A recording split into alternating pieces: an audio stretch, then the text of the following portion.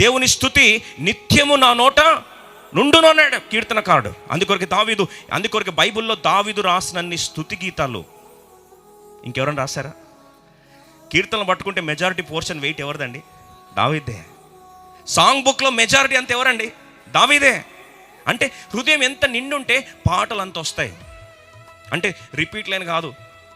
ఇప్పుడు రిపీట్ లైన్లు రాస్తారు పాటలు కొంతమంది. ఏసయ్యా ఏసయ్యా ఏసయ్యా ఏసయ్యా ఏసయ్యా ఏసయ్యా. ఎన్నిసార్లు పాడతావు అదే పదం?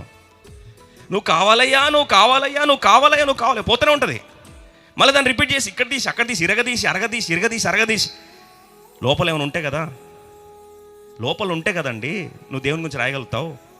కీర్తనకారుడు దావీదు అది కాదు, రిపీట్ లేదు. ఆయన కీర్తనలు ఆరంభిస్తే దేవుని చేత నింపుకున్నాడు కాబట్టి పాటలు కానీ స్తుతి కానీ ఆరాధన కానీ కోకొల్లలు దేవుని ఆరాధిస్తూ వెళ్ళాడు. Your mouth speaks from the abundance of your heart. నీ హృదయంలో ఏది నిండుంటే నీ నోరు అదే స్తుతిస్తుంది.